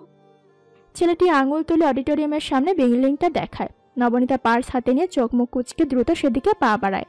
সে চোখের আড়ালে যেতেই নাফিস দ্রুত ফোনটা বের করে একটা নম্বরে কল করে। রিসিভ হতেই তাড়াহুড়ো করে জানায়, কাজ হয়েছে ভাই, এখন শুধু দরজা বন্ধ করে লোক টাকার পালা। নবনীতা তার কথা শেষ করে এক কদম এগিয়ে আসতেই সশব্দে টিচার্স রুমের দরজা বন্ধ হয়ে গেল। হঠাৎ আওয়াজে নবনীতা কেঁপে উঠল, পেছনে ফিরে বলল, কি আশ্চর্য, দরজা কেন বন্ধ করলো? কে বন্ধ করলো? নবনীতা। ঘোর লাগা কণ্ঠে ডাক দেয় আরহাম। নবনীতা সোজা হয়ে তার দিকে দেখে, নাক চোখ মুখ খিচে বলে, সমস্যা কি? কি হয়েছে? আরহাম টলমল পায়ে উঠে দাঁড়ায়। নবনীতা তার উদ্ভ্রান্ত কদম দেখতেই সন্ধিহান চোখে বলল, আর ইউ ড্রাঙ্ক? আরহাম সেই কথা গায়ে মাখে না। সে একটানে নবনীতাকে তার মুখে মুখে এনে দাঁড় করায়। নেশাক্ত কণ্ঠে বলে, no I am not drunk but I am in love. Nabanita এক ধাক্কায় তাকে নিজের কাছ থেকে সরিয়ে দেয়। রক্তিম চোখে চিবে চিবে বলে, একটা চড় দেবো ধরে, নেশাখোর একটা, মদ খেয়ে মাতলামো করছে। আজ আর তার চোখ রাঙানিতে কোনো কাজ হয়নি। আরহাম পুনরায় হ্যাচকা টানে তাকে নিজের কাছে আনলো। নবনীতাকে চূড়ান্ত রকমের বিস্মিত করে সে নবনীতার কপালে অধর ছোঁয়ালো। নবনীতা তার এই আচরণে এতটাই স্তব্ধ হলো যে সে নড়ে গিয়ে নিজেদের দূরত্বটুকু বাড়ানোর মতো স্বাভাবিক কাজটুকুও তার দ্বারা হলো না। সে পাথরের মূর্তি নাই ঠায় দাঁড়িয়ে রইল। আরহাম ঝুঁকে এসে তার মাথাটা নবনীতার কাঁধে রাখলো। তার দুই হাত চেপে ধরে জড়ানো গলায় বলল, you are looking so stunning. তোমাকে ভীষণ ভালো দেখাচ্ছে পরি। আমার তোমাকে ভীষণ চুমু খেতে ইচ্ছে করছে। নবনীতা হকচকিয়ে ওঠে। এই লোক এসব কি বলছে? ওনার কি মাথা খারাপ হয়ে গেছে? সে এবার নিজেকে তার কাছ থেকে ছাড়ানোর চেষ্টা করলো। আরহাম তার দুই হাত আরো শক্ত করে চেপে ধরল। ঘোর লাগা গলায় বলল, প্লিজ ডোন্ট গো পরি। ঠিক তখনই খটখট শব্দে টিচার্স রুমের দরজা খুলে যায়। নবনীতা হতভম্ব হয়ে দেখে কলেজ অথরিটির কিছু মানুষ সাথে কয়েকজন শিক্ষক দরজার সামনে এসে ভিড় করেছে। তারা তাদের দেখছে। তাদের দৃষ্টিতে বিস্ময়। নবনীতার দৃষ্টিতে যতখানি বিস্ময় ততখানি বিস্ময়। নবনীতা গায়ের সর্বোচ্চ শক্তি দিয়ে তাকে ধাক্কা দিল। আরহাম তাল হারিয়ে পুনরায় সোফায় গিয়ে ধপ করে বসে পড়ল। তার দৃষ্টি ঘোলাটে। সে কি করেছে এতক্ষণ সে নিজেও জানে না। নবনীতা নিজের পরনের জামাটা শক্ত করে খামচে ধরে। ভীত চোখে তার চোখের সামনে দাঁড়ানো মানুষগুলোর নোংরা দৃষ্টি দেখে। গলার কাছে দলা পাকানো কান্নাটুকু গিলে নেয়। তারপরে কোনো দিক না দেখে একছুটে বেরিয়ে যায় টিচার্স রুম থেকে। তার চোখ ছাপিয়ে জল এসে যাচ্ছে। লোকজন তাকে বাজে চোখে দেখছে। অথচ নবনীতা নিজেও জানে না একটু আগে এসব কি হয়েছে, কেন হয়েছে। নবনীতা তার ফ্ল্যাটে এসেই এক দৌড়ে নিজের ঘরে গেল। দরজা বন্ধ করে দীর্ঘ সময় সে দরজার সাথে ঠেস দিয়ে বসে থাকলো। পুরো রাস্তা সে যে কান্না সে আটকে রেখেছিল, দরজা বন্ধ করার সাথে সাথে সেটা বাঁধ ভাঙা জলের মতো তার চোখ ছাপিয়ে গাল পর্যন্ত নেমে এলো। সে এতটাই উদ্ভ্রান্তের মতো ছুটে এসেছে যে শুভ্রাকে সাথে আনার কথাও তার মাথায় ছিল না। ঘরের বাইরে শুভ্রার কণ্ঠ শোনা যাচ্ছে। নবনীতা তবুও দরজা খুলল না। ঘড়ি কাটে তখন সন্ধ্যা 7টা ছুঁয়েছে কেবল। নবনীতা চোখ মুখ মুছে তার কপালে হাত ছোঁয়ায়। এখানটায় তো ওই লোকটা চুমু খেয়েছিল, তাই না? সে দুই হাঁটুতে মুখ গুজে আবারও কিছুক্ষণ কাঁদল। সে এখন কি করবে? নিশ্চয়ই এই খবর মানুষের কাছে দাবানলের মতো ছড়িয়ে যাবে। এরপর কি হবে? ঘণ্টাখানেক সেভাবে বসে থাকার পর সে উঠে দাঁড়ায়। বারান্দা থেকে তোয়ালে হাতে নিয়ে বাথরুমে গিয়ে শাওয়ার ছেড়ে দাঁড়ায়। সে গোসল থেকে বেরিয়ে দুটো ঘুমের ওষুধ খেয়ে ঘুমিয়ে পড়ে। এরপর কি হবে সে জানে না। আপাতত একটু ঘুমাতে না পারলে সে পাগল হয়ে যাবে। আরহামের যখন ঘুম ভাঙে তখন সে নিজেকে আবিষ্কার করে নিজের ঘরে, তার খাটে। পুরো ঘরে তখন ডিম লাইটের মৃদু হলদে আলো আভা ছড়াচ্ছিল। আরহাম চোখ ডলতে ডলতে উঠে বসলো। তার শরীর এখনো কেমন মেজমেজ করছে। সে আড়মোড়া ভাঙে, এদিক সেদিক তাকায়, টের পায় বারান্দায় কেউ দাঁড়িয়ে আছে। সে খাটে বসে সেদিকে উকি দেয়, জনকণ্ঠে জানতে চায়, কে? আদি? আদি তার ডাক শুনে পেছন ফিরে সম্ভব গতিতে এগিয়ে এসে তার খাটের এক কোনায় এসে বসে। আরহাম চোখ পাকিয়ে বলে, কিরে এমন মন খারাপ করে আছিস কেন? আদি বেডশিটের দিকে চোখ রেখে ঠান্ডা স্বরে বলল, তুই জানিস আজ কি হয়েছে? আরহাম পুনরায় চোখ ডলতে ডলতে বলল, কি হয়েছে? আদি আগের চেয়েও শীতল কণ্ঠে উত্তর দেয়, তুই আর নবনীতা সিটি কলেজের টিচার্স রুমে ছিলি। তুই তাকে জড়িয়ে ধরেছিস। কলেজের টিচার আর অথরিটি নিজের চোখে সবটা দেখেছে। আমাকে একটা কথা বলতো, তুই কি সেখানে গিয়ে কোনো ড্রাগস নিয়েছিস? তুই এসব খাস আরহাম? লাইক ওয়েন কিংবা হুইস্কি না? সেগুলো খেয়ে কেউ এমন করে না। তুই কি কোরেন টাইপের কিছু খাস? আরহাম চোখ বড় বড় করে কতক্ষণ তাকে দেখলো। আদি এসব কি বলছে? সে নিজেকে কিছুটা সামলে নিয়ে অস্থির হয়ে বলল, তোর মাথা খারাপ হয়েছে আদি? তুই আমাকে কত ভালো করে চিনিস, তবু এসব কেন বলছিস আমার নামে? আমি সেরকম হাই পাওয়ার ড্রাগস কখনোই নেই না, নেভার। সেটা আমিও জানি, বাট তোকে যখন বাড়িতে আনা হলো তুই পুরাই আউট অফ সেন্স ছিলি। ইভেন তুই কি করছিলি তুই নিজেও জানিস না। আরহাম দুই হাত মাথা দুই পাশে রাখলো। দুই পক্ষই দীর্ঘ সময় চুপ ছিল। কিছু সময় যেতে নীরবতা ভেঙে আরহাম চাপা স্বরে বলল, আমাকে আর নবনীকে নিয়ে মানুষ বাজে কথা বলছে। আদি ক্লান্ত শ্বাস ছেড়ে জবাব দেয়, এটা বাংলাদেশ। এত বড় কাহিনী হবে আর মানুষ কিছু বলবে না, এটা তো হতে পারে না। নবনীতা কেমন আছে? আমি কি করে জানবো? আমার সাথে তো কথা হয়নি তার। আরহাম এদিক সেদিক দেখে, ব্যস্ত হয়ে বলে, আমার ফোন কোথায়? ফোন পেতে সে দ্রুত কাউকে কল দেয়। কল রিসিভ হতেই অধৈর্য হয়ে জানতে চায়, সে কেমন আছে রিমি? তুমি প্লিজ একবার তার কাছে যাবে। একটা মেয়েকে হেনস্থা কিংবা অপমান করার সবচেয়ে সহজ উপায় কি?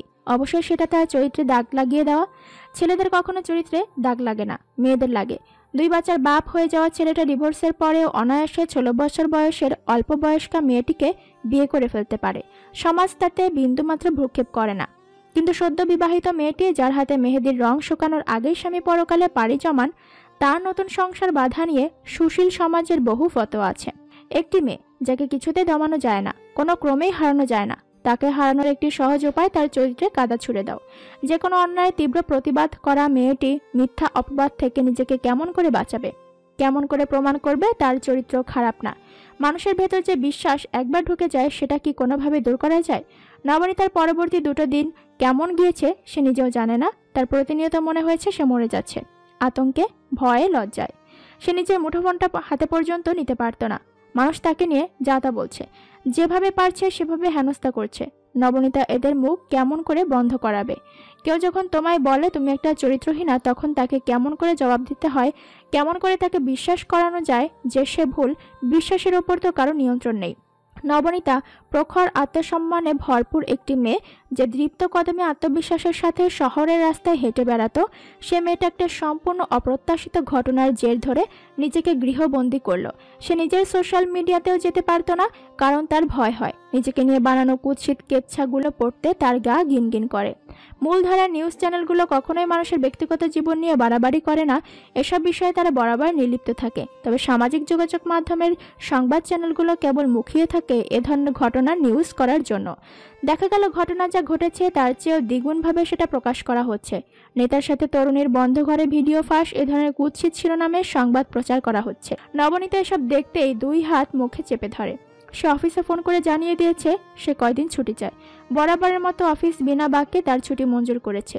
সে ইদানিং 24 ঘন্টা নিজের ঘরেই থাকে, একটা বন্ধ ঘর যেখানে নবনী নিস্তেজ হয়ে ঘন্টার পর ঘন্টা পড়ে থাকে। তার মাঝে মাঝে মনে হয় এই ফেসবুক চ্যানেলগুলো যারা চালায় তাদের কি সামান্য বিবেকটুকুও নেই? শুধুমাত্র সামান্য ভিউয়ের আশায় এত বড় মিথ্যা কথা ছড়াচ্ছে। নবনীতার চরিত্রে কালি মাখিয়ে নিজেদের ব্যবসা জমাচ্ছে। সম্পূর্ণ অপ্রত্যাশিত একটি ঘটনাকে তারা রীতিমতো অবৈধ সম্পর্ক বলে চালিয়ে দিচ্ছে। কিসের অবৈধ সম্পর্ক? তার সাথে আরহামের কবেই বা সম্পর্ক ছিল? নবনীতা পুরোপুরি হাল ছেড়ে দিল। সে হেরে যাওয়ার মানুষ না, কিন্তু নিজের চরিত্রের সাফাই গিয়ে গিয়ে নিজেকে নির্দোষ প্রমাণ করার বৃথা চেষ্টাও সে করবে না। সে জানে তার কথা কেউ মানবে না, সে যত চিৎকার করে বলুক না কেন। তবুও সমাজ এটাই বলবে যে তুমি ভালো না, তুমি নেতাদের সাথে সম্পর্ক রাখো। রিমি 2 দিন ধরেই তার কাছে। সে একটু পরপর তার ঘরে যায়, কথা বাড়ানোর চেষ্টা করে, কিন্তু আগায় না। নবনীতার মাথার নিচের বালিশটা তার চোখের বেয়ে নেমে আসা পানিতে ভিজে ওঠে। রিমি হতাশ হয়ে সে দৃশ্য দেখে। বিগত দিনগুলোতে সে কখনো এমন করে কাঁদেনি। রিমি তাকে কখনোই কাঁদতে দেখেনি। এমনকি যেদিন ঘটনা ঘটেছে সেদিনও সে খুব শক্ত ছিল সবার সামনে। কেবল মোবাইল ফোন হাতে পাওয়ার পর থেকে সে পুরোপুরি বিধ্বস্ত হয়ে পড়েছে। রিমি দীর্ঘশ্বাস ছাড়ে।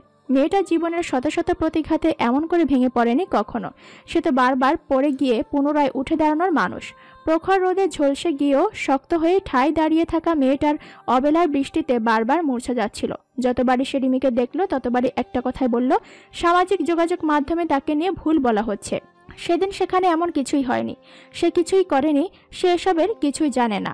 রিমি ক্লান্ত শ্বাস ছেড়ে তাকে দেখে। একটা সম্পূর্ণ মিথ্যা অপবাদে মেয়েটা নিজেকে এমন করে গুটিয়ে নিয়েছে। সে বার কয়েক তার হাত থেকে মোবাইল ফোন কেড়ে নিল। এটা দেখে সে আরো অসুস্থ হয়ে যাচ্ছে। 2 দিন নির্ঘুম থাকার পর 3য় দিন নবনীতা ঘুমের ওষুধ খেয়ে ঘুমায়। রিমি বারান্দায় গিয়ে ফোন হাতে নেয়। আরহাম কল রিসিভ হতেই ব্যস্ত ভঙ্গিতে বলে, পরে কেমন আছে রিমি? ভালো না ভাইয়া, সে এক কথাই বারবার বলছে সে কিছু করেনি। মানুষ মিথ্যা বলছে, মানুষ তাকে ভুল ভাবছে। সে কোনো নেতার সাথেই কিছু করেনি। আরহাম ঠান্ডা গলায় বলল, ফোন দেখতে দিচ্ছ কেন? কয়দিন মোবাইল হাতে না নিলে কি হয়? মানুষের কথায় সে এত কান দিচ্ছে কেন? জানি না ভাইয়া, এই এত বছর তার চরিত্র নিয়ে কেউ কিছু বলেনি, এখন বলছে, সেটা মেনে নিতে পারছে না। আরহাম কেবল দীর্ঘশ্বাস ছাড়ে। দীর্ঘ সময় নীরবতা ভেঙে রিমি নিজ থেকে বলে, ভাইয়া, সে যদি অফিসার ফ্ল্যাটের বিষয়টা জেনে যায় তখন? আরহাম মাথা নিচু করে চাপা স্বরে বলে, জানি না রিমি, লোকাল চ্যানেলগুলো যেভাবে আমাকে আর পরীক্ষা নিয়ে ঘাটাচ্ছে, খুব দ্রুত এসে সবকিছু জেনে যাবে মনে হচ্ছে। আমি সমালোচনা নিয়ে ভয় পাই না। রাজনীতিবিদদের নামে এমন তকমা লাগেই, নাথিং সিরিয়াস, কিন্তু আমার তার জন্য খারাপ লাগে। শি ওয়াজ ইনোসেন্ট, তার কোনো দোষ নাই। শ্রাবণের কোনো এক বৃষ্টি মুখর দিনে নবনীতার সুন্দর করে গোছানো অ্যাপার্টমেন্টে 3 জনের অতিথির আগমন হয়। শুভ্র দরজা খুলে তাদের দেখেই অবাক হয়ে বলে, তোমরা? রিমি রান্নাঘর থেকে ছুটে এসে তাদের দেখে আশ্চর্য হয়ে বলে, তোমরা এসে গেছো? আসো আসো, ঘরে এসে বসো। নবনীতা তখনও তার খাটের এক কোণায় জড় পদার্থের মতো পড়েছিল। রিমি গিয়ে তার শিয়রে বসে, তার হাতটা নিজের হাতের মুঠোয় নিয়ে কোমল গলায় বলে, নবনী, তুই কি একটু বসার ঘরে আসতে পারবি? নবনীতা নিরুত্তর। তার চোখ দুটো সিলিং এর দিকে, চোখের পানি শুকিয়ে গালের কাছটায় লেপটে আছে। একটু আগে সে ফুপিয়ে ফুপিয়ে কেঁদেছে। একটি চ্যানেলে নিউজ করা হয়েছে কলেজের টিচার্স রুমে নাকি তরুণীকে হাতে নাতে ধরা হয়েছে।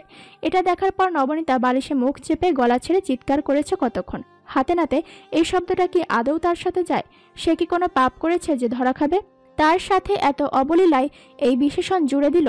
রিমি আবারও বলল, আদি ভাইয়া, আরিশ আর তাসনুবা এসেছে। নবনী, তুই একটু কথা বল প্লিজ। নবনীতা সিলিং দেখতে দেখতেই ক্ষীণস্বরে বলল, তাদের চলে যেতে বল রিমি, আমার কোনো কথা নেই তাদের সাথে। প্লিজ নবনী, অত দূর থেকে এসেছে, একটু তো কথা বল। নবনীতা তখনই ওঠেনি। আরও কিছু সময় শুয়ে থেকে সে অবশেষে উঠে বসে। শুভ্রার সংবর্ধনা অনুষ্ঠানের আগের দিন সে সোফা কিনেছিল। আদি আরিশ সোফার মাঝামাঝি বসেছিল। তাসনুবা আর কষ্ট করে হুইল চেয়ার ছেড়ে সোফায় যায়নি। নবনীতা তাদের সামনে আসতে তাসনুবা আটকে উঠে বলল, আপু, তোমাকে এমন দেখাচ্ছে কেন? তুমি ঠিক আছো তো? নবনীতা উত্তর না দিয়ে চুপচাপ সামনের সোফায় গিয়ে বসে। আদি তার এলোমেলো ছন্নছাড়া মুখটা দেখেই কোমল গলায় বলে, প্লিজ নবনীতা, তুমি এমন মন খারাপ করে থেকো না, please, I am requesting. Tasnuva তার হাতটা চেপে ধরে বলল, আপু, তুমি কেন এমন অদ্ভুত আচরণ করছো? আমরা তো কথা বলেও সবটা ঠিক করতে পারি, তাই না? নবনীতা পাশ ফেরে আশ্চর্য হয়ে বলে, কথা দিয়ে কেমন করে সব ঠিক হবে তাসনুবা? কিসের কথা? কথা বলে আমার সম্মান ফিরে আসবে? লোকে বিশ্বাস করে নিবে যে আমি কোনো নষ্টা নই? আপু প্লিজ, এ ধরনের শব্দ বলো না প্লিজ। নবনীতা কথা না বাড়িয়ে উঠে দাঁড়ায়। এক নজর সবাইকে দেখে নিরাসক্ত কণ্ঠে বলে ওঠে, প্লিজ তোমরা চলে যাও। তোমরা বাড়িতে এসেছো, এই খবর জানাজানি হলে আরো এক দফা ঝামেলা হবে। সেই ঘুরে ফিরে আমার উপরই সবটা আসবে। আমার তোমাদের করুণা চাই না, তোমরা যেতে পারো। কথা শেষ করে সে সোজা নিজের ঘরের দিকে হাঁটা দেয়। সে একটু দূর হতেই আদি উঠে দাঁড়িয়ে তাড়াহুড়ো করে বলল, আমরা কোনো করুণা করতে আসি নাই নবনী, আমরা একটা কথা বলার জন্য এসেছি। নবনীতা নিজ থেকে আর কিছু জিজ্ঞেস করলো না। সে জানে আদি নিজেই খুলে বলবে সবটা। সে অপেক্ষা করে আদির মুখ থেকে শোনার জন্য। আদি একটু ধাতস্থ হয়ে স্পষ্ট গলায় বলল, নবনীতা, আরহাম তোমাকে বিয়ে করতে চাই। একেবারে নিষ্ক্রিয় জড় পদার্থের ন্যায় অনুভূতিহীন শূন্য হয়ে থাকার পর নবনীতা এবার একটু নড়ে চড়ে ওঠে। চোখ মেলা সবার সামনে দেখে কাটকাট গলায় বলে, ইয়ার কি হচ্ছে? আমি ইয়ার্কি করছি না, আই এম সিরিয়াস। এগুলো আমার কথা না, আরহামি আমাকে বলেছে তোমাকে এটা বলার জন্য। He want to marry you. Nabanita হুট করে হেসে ফেলল। তার হাসি দেখে আদি ভরকে যায়। অদ্ভুত, সে হাসছে কেন? নবনীতা হাসি থামিয়ে তাচ্ছিল্য করে বলল, ওই তো ঘুরে ফিরে করুণাই করা হচ্ছে। নবনীতা কয়েক দফা টেনে টেনে শ্বাস নেয়। নিজেকে একটু সামলে নিয়ে সে চোখ মুখ শক্ত করে বলল, আপনার বন্ধুকে বলবেন নবনীতা এতটাও পচে যায়নি যে লোকের নিন্দা থেকে বাঁচতে তার মতো উচ্ছনে যাওয়া মানুষের সাথে বিয়ে করবে। আমার জীবনে খারাপ সময় যাচ্ছে, সেই খারাপটা কেটে যাবে, কিন্তু নিজের জীবনকে তো তার মতো লোকের সাথে জড়িয়ে আমি সারা জীবন এভাবে কাটতে পারবো না। সে কথা শেষ করে আর জবাবের অপেক্ষা করে না, সোজা হেঁটে পা বাড়ায় নিজের ঘরের দিকে। ওই লোক এখন করুণা দেখাচ্ছে, মহান সাজার ভণ্ডামি করছে। আদি অবশ্য হাল ছাড়েনি। সে সেদিন সাদেক সাহেবের সাথে ঘণ্টাখানেক কথা বলল। কথা শেষে লিভিং রুমে এসে আরিশ আর তাসনুবাকে নিয়ে বেরিয়ে গেল। রিমি দরজা বন্ধ করে শুভ্রার দিকে তাকায়। এই কদিনে নবনীতার সাথে সাথে সেও কেমন চুপসে গেছে। রিমি রান্নাঘরে যেতে যেতে আদুরে গলায় বলল, তুমি খেয়ে নাও শুভি, শরীর খারাপ করবে না হয়। ডেস্ক ক্যালেন্ডারে আরও 4টা দিনের সমাপ্তি হয়েছে। কয়েকদিনের টানা বৃষ্টি শেষে ঝলমলে রোদ্দুর উকি দিয়েছে মেঘের আড়াল থেকে। এমনই এক রৌদ্রোজ্জ্বল দিনে নবনীতা নূর লম্বা গোসল শেষে খুবই প্রাণবন্ত মুখে আলমারির তাক থেকে নিজের বাইরে পরার একটি জামা বের করলো। তাকে দেখাচ্ছে খুবই স্বাভাবিক, সেই সাথে ভীষণ হাস্যোজ্জ্বল। টানা 1 সপ্তাহ নিজের ঘরে ভেতর বন্দি রাখার পর নূর আহমেদের সাহসী মেয়েটি সিদ্ধান্ত নিয়েছে সে আর নিজেকে লুকিয়ে রাখবে না। সে মুখোমুখি হবে, সব কিছুর মুখোমুখি হবে। হাসি মুখে জীবনের সকল সংঘাত সে মোকাবেলা করবে। লোকে বললে কি সে খারাপ হয়ে গেছে নাকি? লোকে তো কত কথাই বলে। নবনীতা সাহসী, সে কেন এসবে মূর্ছা যাবে? সে ভেবে নিয়েছে এসব আর সে গায়ে মাখবে না। সে অপবাদ গায়ে মাখলে একসময় দেখা যাবে লোকে বলছে নবনীতা খুনি, তখন কি সে সেটা মেনে নিয়ে নিজেকে গৃহবন্দী করবে? না, কখনো না। রিমি চায়ের কাপ হাতে ঘরে ঢুকেই বলল, তুই তাহলে আজ থেকে অফিস যাওয়া শুরু করবি? নবনীতা হাসি মুখে বলল, আজ থেকে নয়, কাল থেকে। তাহলে রেডি হচ্ছিস যে? নবনীতা হাতের জামাটি নেড়েচেড়ে দেখতে দেখতে বলল, ভাবছি শুভি, আসলে আজ আমরা বাইরে যাব, একটু ঘুরে আসব, মাইন্ড ফ্রেশ হবে। রিমি স্মিত হেসে বলল, ভালোই ভেবেছিস, গুড ডিসিশন। কলেজ শেষে শুভ্রার একটা প্রাইভেট থাকে, সে আজকে প্রাইভেটে না গিয়ে সোজা বাড়ি ফিরেছে। নবনীতা তাকে দেখে কপাল কুঁচকে বলল, কি রে, তুই কোচিংয়ে যাসনি? শুভ্রা কাঁধের ব্যাগটা যথাস্থানে রেখে ধপ করে তার টেবিলের সামনে রাখা চেয়ারটায় বসে পড়ল। ছোট করে জবাব দিল, না, যাইনি। কেন? কড়া গলায় প্রশ্ন করল নবনীতা। সে তার সামনে গিয়ে বুকে হাত বেঁধে খানিকটা ধমকে উঠে বলল, কেন যাসনি? কোচিং কি কোনো ঘোরার জায়গা যে মন চাইলে যাবি আর মন না চাইলে যাবি না? শুভ্রা উত্তর না দিয়ে কেবল মাথা নামিয়ে চুপচাপ বসে রইল। নবনীতা কঠিন মুখে বলল, কি হচ্ছে এটা কি শুভি? উত্তর চাইছি না, কেন যাসনি? শুভ্রা শেষ পর্যন্ত অধৈর্য হয়ে বলল, যাইনি কারণ গেলেই বাজে কথা শুনতে হয়, ওসব কথা আমি নিতে পারি না। নবনীতা দুকদম পিছিয়ে গেল, ভাঙা গলায় বলল, কি বলে শুভি? কি বাজে কথা বলে? শুভ্রা বড় করে শ্বাস ছেড়ে জবাব দেয়, ছাড়ো এসব, কাল থেকে মিস দিব না প্রাইভেট। নবনীতা অস্থির হয়ে বলল, শুভ্র আমার কথার উত্তর দে, কি বলে তারা? বল আমায়। কিছু না পাই, তুমি যাও, তুমি জেনে কি করবে? শুভি, বলতে বলেছি না। শুভ্রার ধৈর্যচ্যুতি ঘটল। সে চেয়ার থেকে উঠে দাঁড়িয়ে এক প্রকার চেঁচিয়ে উঠে বলল, শুনতে চাও তারা কি বলে? তারা বলে আমি নাকি শাহরিয়ার আরহামের প্রেমিকা নবনীতার বোন।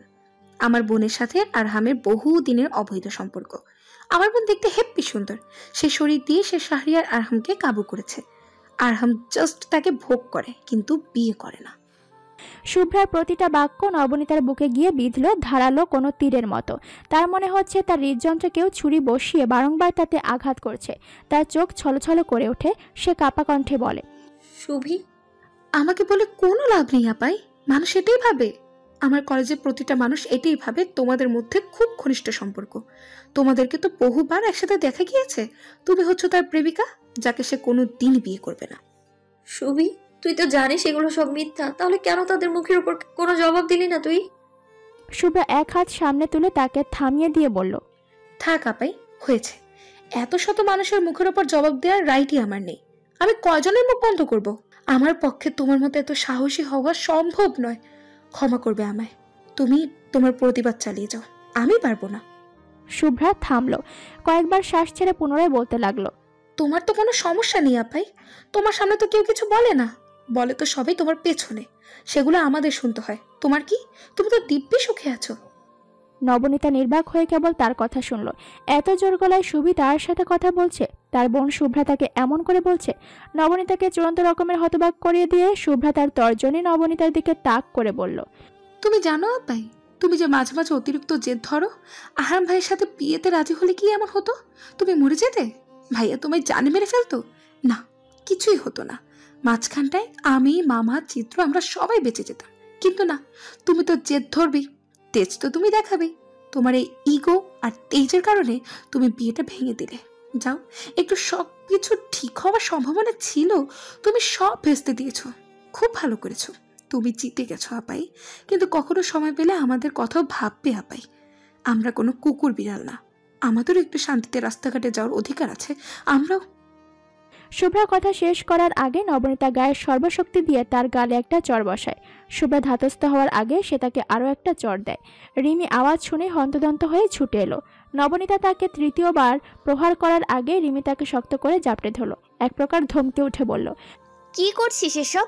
তোর কি মাথা নষ্ট হয়ে গেছে নবনীতা? তুই শুভ্রাকে মারছিস? নবনীতা নিজেকে ছাড়িয়ে নিতে নিতে চিৎকার করে বলল, আমি ঠিক আছি রিমি, আমি খুব ঠিক আছি। আমার চোখের সামনে একটা বেঈমান দাঁড়িয়ে আছে। নিজে না খেয়ে ওই বেঈমানকে খাইয়েছি আমি। নিজের ভাগের সব খাবার ওই বেঈমানকে দিয়েছি, নিজে ওষুধ না কিনে। বোনের টিউশন ফিস মিস যায় না আমার।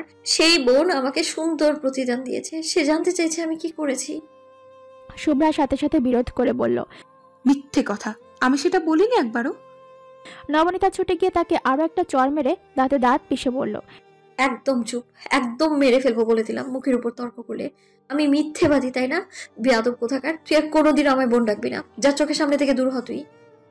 রিমি নবনীতার দুই কাঁধে হাত চেপে শুভ্রার কাঁদো কাঁদো মুখটা দেখে তড়িঘড়ি করে বলল, আচ্ছা সুবি, তুমি এখন অন্য রুমে যাও আপু, তোমার আপাই একটু শান্ত হোক, তুমি আপাতত যাও আপু। শুভ্রা চোখ ভর্তি পানি নিয়ে সেখান থেকে চলে গেল। সে যেতে নবনীতা কাঁপতে কাঁপতে বলল, মানুষ ঠিকই বলে, মা বাপ ছাড়া পৃথিবীতে কেউ কারো আপন না, সবাই ঘুরে ফিরে নিজের স্বার্থটাই দেখে। নবনীতা, তুই দিন দিন মেন্টালি সিক হয়ে যাচ্ছিস। এই নবনীতা আর সত্যিকারের নবনীতার মাঝে অনেক তফাৎ। তুই ইদানিং অস্বাভাবিক আচরণ করছিস। নবনীতা তার কথা শুনে মুখ শক্ত করে বলল, আমি এমনই, ভালো লাগলে থাক, নয়তো যা, আমার তোদের কাউকে প্রয়োজন নেই। রাত 8টার পরে সাদেক সাহেব রিমিকে দিয়ে নবনীতাকে তার ঘরে ডেকে পাঠালেন। নবনীতা ঘরে এসে তাকে সালাম দিল, স্মিত হেসে তার পাশ ঘেঁষে বসলো। সাদেক সাহেব হাসি মুখে বললেন, কেমন আছিস পরি? নবনীতা জোরপূর্বক হেসে জবাব দেয়,